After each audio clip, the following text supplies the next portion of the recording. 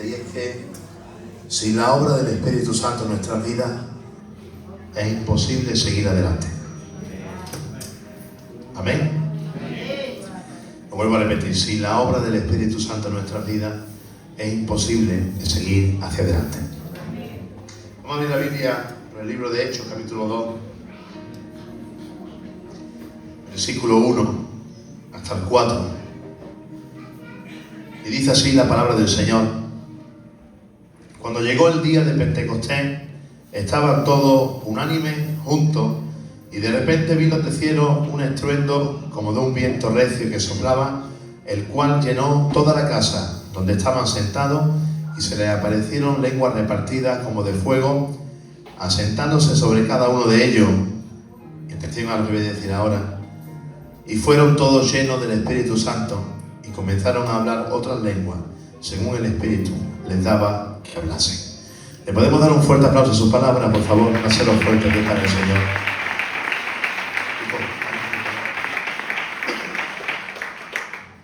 ¿Cuántos pueden decir un fuerte amén? Y un fuerte gloria a Dios. Bien, como hemos leído, la Biblia nos habla y nos narra del día de Pentecostés, ese día que cambió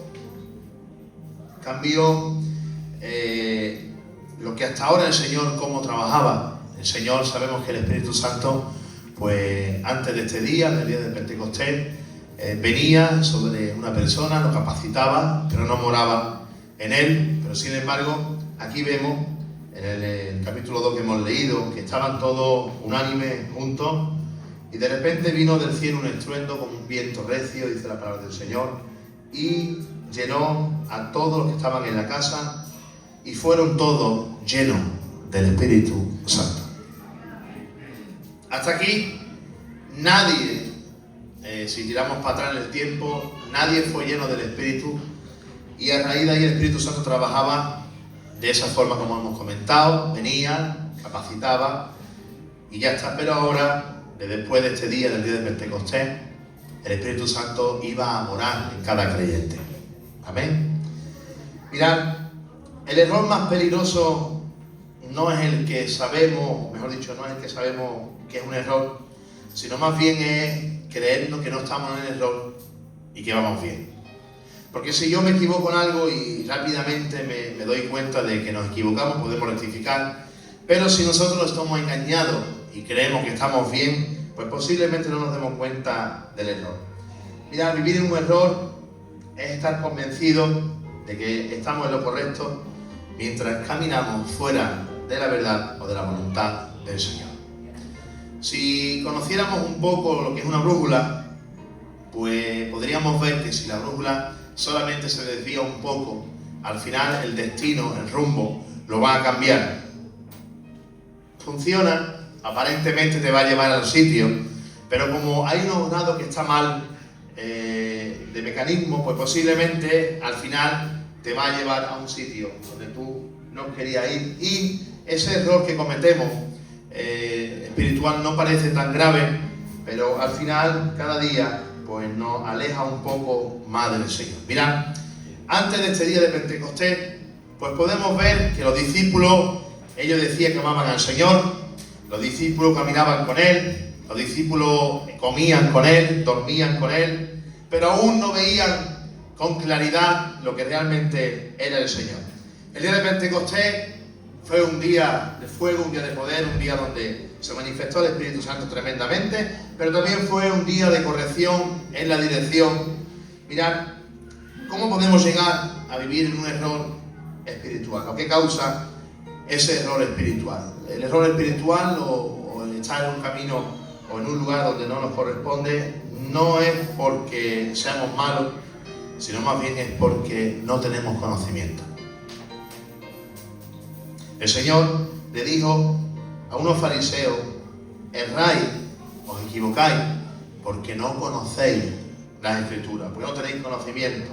No porque seáis malos, malos somos todos, pero falta esa luz de que de alguna forma nos da el conocimiento de ese error que estamos cometiendo o viviendo mal espiritualmente. Por otro lado, podemos ver también el lado opuesto, y es que hay personas que tienen mucho conocimiento. Vemos a los fariseos que tenían mucha Biblia, mucho conocimiento, mucha disciplina, pero no había un corazón transformado. La información bíblica no es lo mismo que iluminación o revelación espiritual. Hay personas que se pueden saber la Biblia de memoria, pero no tienen vida de Dios. No mora el Espíritu Santo en ellos. De ahí que podemos ver, y perdónenme la expresión, podemos ver, por ejemplo, a un cura que son teólogos, sí, pero sin el Espíritu Santo. Por un lado está el lado de que no hay conocimiento, y por otro lado está el que hay mucho conocimiento, pero sin vida de Dios. Mirad, podemos hablar de un médico, ese médico que tiene mucho conocimiento de libros, de estudios, pero si no pone en práctica lo que sabe, no salva ninguna vida. Amén. ¿Cuántos pueden decir un fuerte amén? Amén. Y un fuerte gloria a Dios. Los Gálatas podemos ver, y poco a poco voy llegando a donde quiero llegar, los Gálatas podemos ver de que no rechazaron a Cristo el Señor. No lo rechazaron. Pero sí le añadieron cosas que no tenían nada que ver con la enseñanza que los apóstoles enseñaron. Por lo tanto, estaban creyendo más bien en un Cristo a su imagen y semejanza.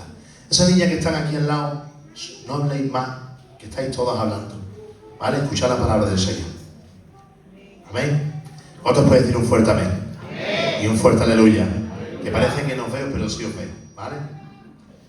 Decimos que los Gálatas no rechazaron a Cristo, sino que añadieron un Cristo a su imaginación, su fantasía y su fábula. Y el error más común que podemos cometer no es negar el Evangelio, pero sí es adulterar el Evangelio.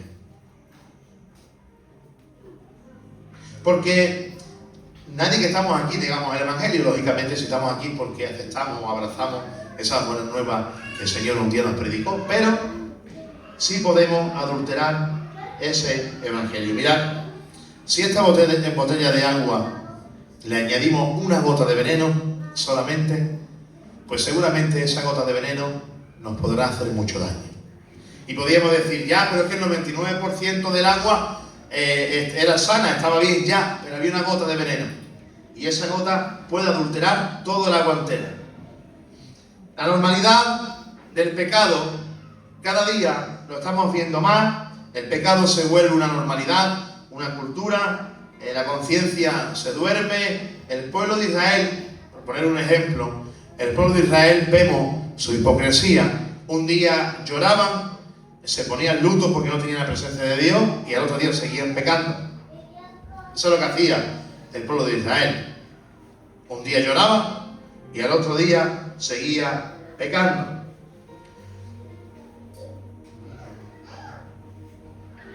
¿Cuál es la consecuencia de vivir en el error?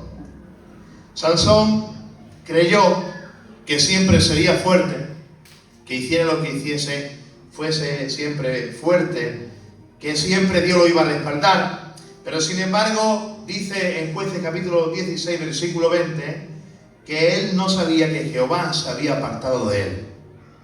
Por lo tanto, él creía que estaba bien. Él creía que el Señor estaba con él, pero sin embargo el Señor se apartó. Ese es el error más grande que podemos tener, y es no darnos cuenta de que el Señor ya no nos está respaldando. Una nevera, y te pongo un ejemplo sencillo, una nevera sigue siendo nevera siempre, Miguel, pero si no está enchufada, no hace nada. Pero aparentemente sigue siendo una nevera, aparentemente sigue siendo un electrodoméstico, está ahí, pero si no está enchufada a la corriente, ese electrodoméstico no vale para nada. Lo importante, o el problema mejor dicho, no es el no saber. El problema es que lo que sabemos no lo practicamos. Hay una frase por ahí que dice, el Señor perdona la ignorancia, ¿verdad? Vale. Antes de conocer la verdad, sí. El apóstol Pablo, ponemos un ejemplo, no conocía la verdad, no conocía al Señor. El apóstol Pablo iba detrás de la iglesia a perseguirla, a hacerle daño, a matarla. Incluso dio su voto para que mataran a Esteban. Eso era antes de conocer la verdad. Pero cuando uno conoce la verdad, ya no hay ignorancia. Por lo tanto, esa frase no está bien dicha, porque el Señor perdona la ignorancia antes de conocerlo a Él. Una vez que los conocemos ya no hay ignorancia, porque Él es la verdad. Por lo tanto, si la verdad la hemos conocido, ya no hay ignorancia. La verdad del Señor la ha plasmado también en la palabra del Señor, ha sido predicada y ha sido revelada en nuestra vida. Por lo tanto, ya no tenemos excusa, no podemos decir, no, es que yo no lo sabía. Si lo sabía, ¿por qué? Pues porque ya nos ha sido revelada, ya hemos conocido la verdad.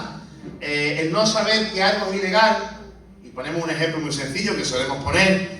Yo ahora mismo voy por la carretera conduciendo, me salto un semáforo y está en rojo, y yo puedo decirle al policía que me pare. Es que yo no sabía que el rojo no tenía que pasar. El policía me dirá, lo tienes que saber, está escrito en la ley, y aunque tú no lo sepas, te voy a quitar 6 puntos del carnet. El que yo desconozca la ley no significa que yo me pueda librar de las consecuencias. Así que el Señor nos perdona la ignorancia. Hemos conocido la verdad, hemos conocido al Señor. Y esa verdad nos ha traído luz a nuestras vidas. Pero claro, hay una diferencia muy grande entre aquellos que tienen un encuentro con el Señor a aquellos que han nacido de nuevo. Y ahora hablamos un poco más de lo que queremos transmitir hoy. Y es la diferencia de antes del día de Pentecostés a después del día de Pentecostés. Una diferencia abismal. Hemos dicho antes que los discípulos de alguna forma seguían al Señor, comían con el Señor, amaban al Señor, el Señor los convenció, el Señor estaba con ellos, pero vemos que había un Pedro que era con un carácter muy impulsivo, un Pedro que lo llegó a negar 3 veces, un Pedro que un día cuando estaba en el huerto de Getsemaní sacó una espada y empezó a cortar orejas y empezó a lanzar esa espada contra otro. Ese era Pedro. Vemos a Juan y a Jacobo que un día van por una ciudad, que no recuerdo ahora mismo el nombre, y dice la Biblia que no hacían mucho caso al Señor, y le dijo Juan y Jacobo al Señor, Maestro, no te están escuchando, ¿quieres que quememos la ciudad? Fíjate quién era Juan y quién era Jacobo. Le decían los hijos del trueno. Eran 2 hombres, 2 hermanos, eran jóvenes, y ellos dijeron al Señor, ahora mismo si quiere quemamos la ciudad entera. Vemos a Tomás, que no creía que el Señor había resucitado. Vemos a Tomás que le llegó a decir al Señor, muéstranos al Padre y nos basta. Y el Señor tiene que decir, Tomás, ¿cuánto tiempo llevas conmigo? Y aún no me conoces. Quien me ha visto a mí ha visto al Padre. ¡Aleluya! Vemos a Judas, ese Judas cercano, ese Judas que parecía del grupo, pero no había un corazón transformado. Y es que el estar cerca del Señor, vemos en la Biblia, o el tener un encuentro, no significa que realmente haya nacido de nuevo. Y eso nos hace notar que podemos practicar una vida religiosa, pero sin vida de Dios. Los discípulos lo tenían, los discípulos comían con Él, lo conocían, lo escuchaban predicar, veían los milagros, pero sin embargo, de buena primera querían quemar ciudades. Y Pedro quería matar a todo el mundo. ¿Y qué ocurrió? Después del día de Pentecostés ocurrió algo. Y es el inicio de esa etapa que el Señor establece, donde el Espíritu Santo iba a obrar de una manera diferente.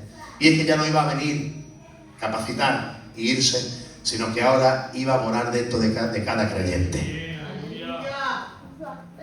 Ese día estaban todos unánimes juntos, vino el Espíritu Santo, fue una explosión, fue un movimiento del Espíritu, hablando en lengua, cayó fuego del cielo.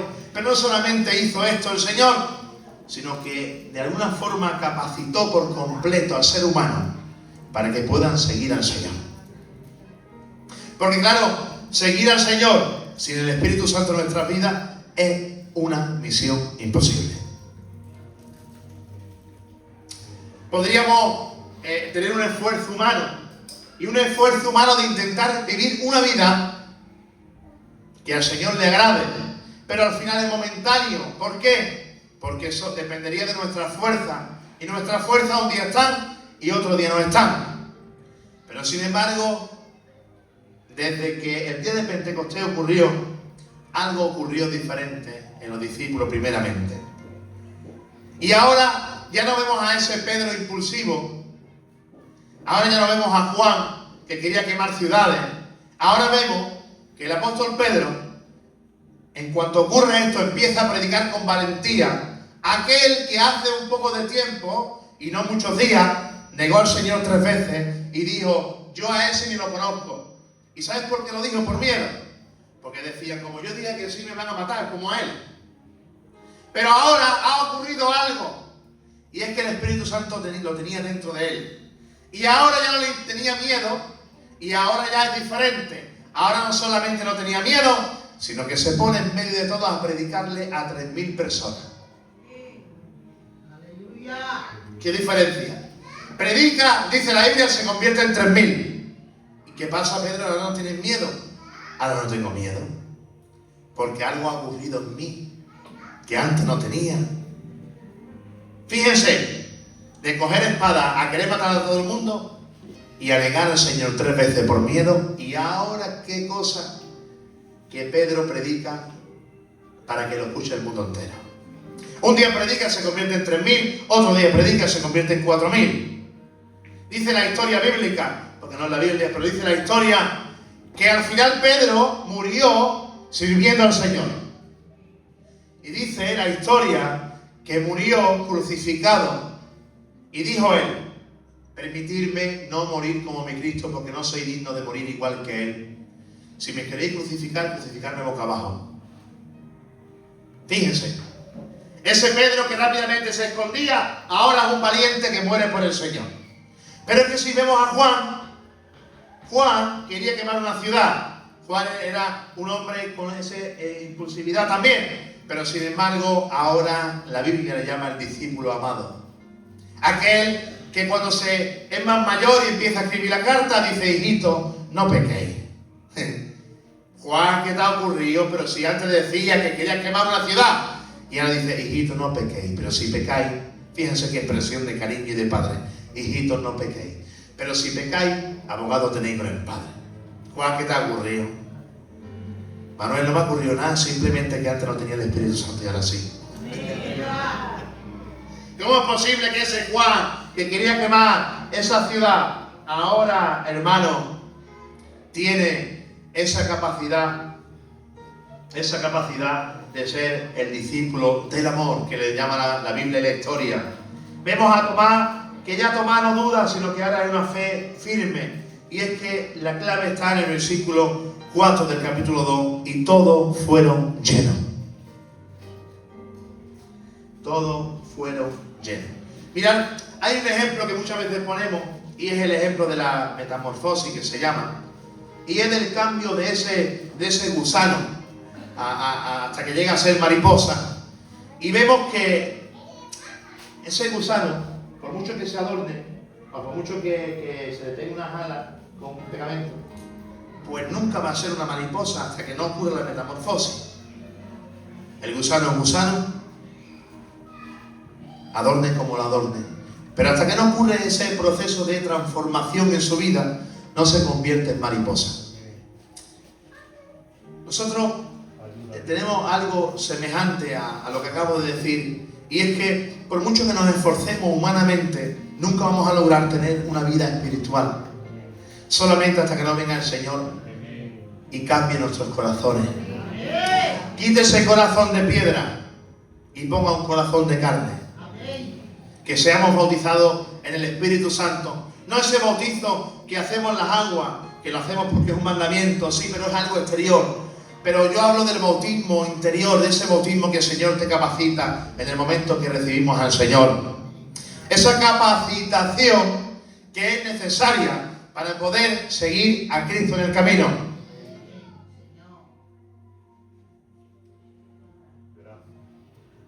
Hay algunas señales para tú saber si has nacido de nuevo.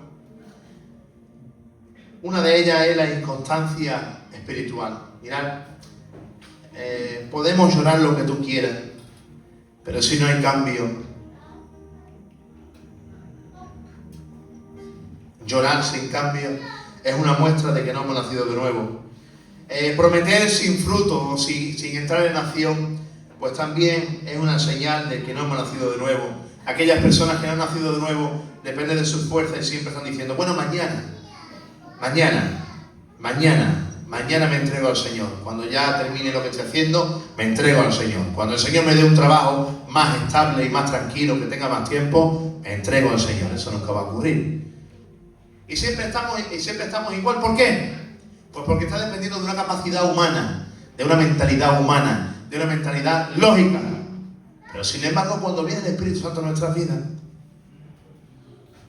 no decimos mañana. Rápidamente decimos, Señor, aquí estamos para lo que tú necesites.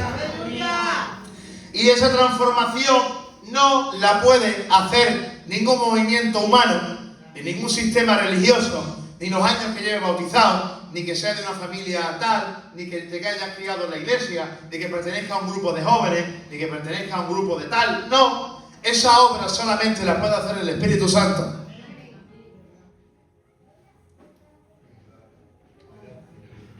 Aquellas personas que tienen una doble vida, perdonadme, no me quiero hoy meter con nadie, ¿vale?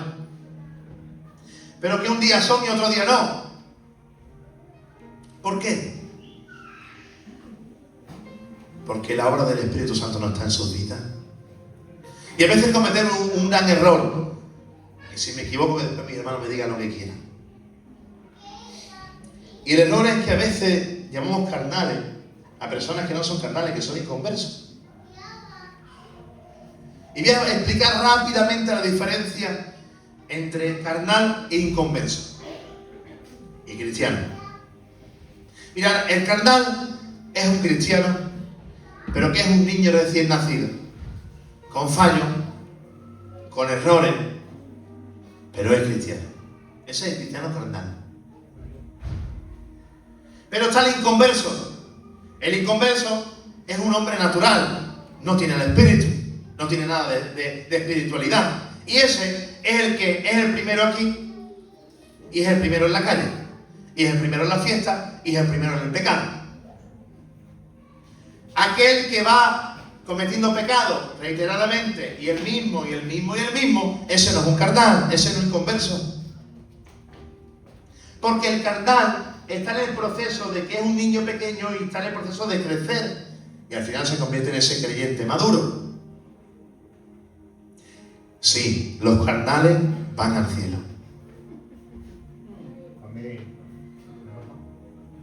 Si no, sí, lo he dicho bien, que no me equivoco. Los carnales van al cielo. Los que no van al cielo son los inconversos. Porque hemos dicho que los carnales son niños pequeños en el espíritu, con muchos fallos, con muchos errores, con muchas debilidades, pero son cristianos. Y menos mal, como dice el tío Enrique, porque si no fuera así, ¿quién vamos a decir? Pero hablamos de que el no tener al Espíritu Santo en nuestras vidas te incapacita, y nunca mejor dicho, a ser cristiano. Un árbol no se juzga por la hoja, se juzga por sus frutos. Y el nuevo nacimiento no produce perfección, pero sí produce vida de Dios en nosotros. ¿Por qué somos capaces de tener problemas y tener circunstancias críticas y tener enfermedades en nuestras vidas o en nuestros familiares? ¿Por qué no quiero herir el sentimiento de nadie? ¿Por qué somos capaces cuando se va un ser querido y que ocurren cosas graves realmente en nuestras vidas de poder venir a este lugar y seguir levantando nuestras manos al cielo y adorando al Señor? No te lo preguntas por qué eres capaz. No eres capaz por tu capacidad.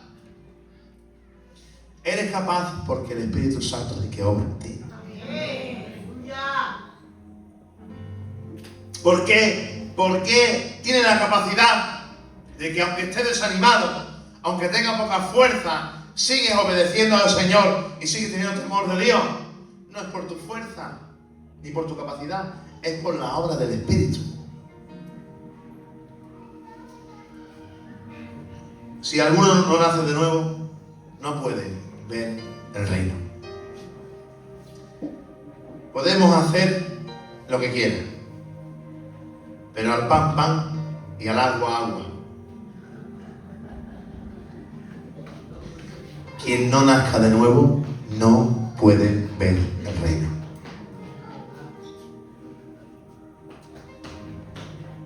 No importa cuánto camine, lo que importa es si está en el camino correcto. Porque muchos creen que van caminando. Sí, estás caminando, pero lo importante es que esté en el camino correcto, ¿vale? Pero yo digo que el Espíritu Santo que obró en Pentecostés sigue obrando en la actualidad de la misma forma. Y aquellas personas que realmente quieren seguir a Cristo el Señor, te aseguro que el Espíritu Santo hará la obra en ti. No porque lo diga yo, sino porque lo dice la palabra santa del Señor. El Espíritu Santo sigue trabajando en nuestras vidas y sigue abriendo nuestro ojo. Sigue quitando la ceguera espiritual. Sigue apartándonos del pecado. Nos sigue convenciendo del pecado. El Espíritu Santo viene y puede hacer la obra en tu vida. La mayoría de los que estamos aquí, pues tenemos al Espíritu Santo en nosotros. Y gracias a Él podemos decir que hasta aquí el Señor nos ha ayudado. Pero aquellas personas que no lo tienen, hoy es un día para que el Señor te ofrece ese nuevo nacimiento, esa obra que el Señor hace, que solamente puede hacer Él. No lo puede hacer nadie. No lo puede hacer que venga aquí todos los días. Me voy a poner yo para no poner a nadie. Esa obra no la puede hacer ningún pastor, por muy bien que lo haga, por muy bien que predique, por muy bien que haga las cosas. Nada. Esa obra tampoco lo puede hacer ni este local, ni otra denominación. Esa obra solamente la puede hacer el Señor. Y lo más importante es entender que la eternidad está en juego. Porque, como he dicho antes, seguir caminando, sí, sin saber si realmente el Espíritu Santo está en nuestras vidas, es un error. Y podemos vivir en ese error toda la vida. Pero yo le ruego al Señor hoy que cada día el Señor nos traiga luz. Y aquellas personas que el Espíritu Santo no gobierna sus vidas, le ruego al Señor que hoy esas personas decidan abrir su corazón al Señor. El Señor, aunque no es lo que voy a decir ahora totalmente correcto, pero para que se me entienda, el Señor está a la puerta y llama. En la palabra del Señor no veo a un Dios que entra a la fuerza, no. Siempre veo a un Dios que ofrece. Se le acerca un joven rico al Señor y le dice al joven rico: maestro, yo quiero seguirte a ti. Cumple los mandamientos. Lo cumplo desde pequeño. Y dice el Señor: vende todo lo que tienes y se lo da a los pobres. Este joven rico, ¿qué hace? Se da la vuelta y se va. El Señor no lo obligó a que lo siguiera. Por lo tanto, vemos la decisión del hombre de seguir a Cristo o no. Y yo le ruego al Señor hoy que tome esa decisión correcta para que el Señor haga la obra en tu vida. Yo quiero que el Señor siga haciendo la obra en mi vida. Que gloria tenga el nombre del Señor. ¿Le podemos dar un fuerte aplauso a Dios, por favor? Hazlo más fuerte, disparado.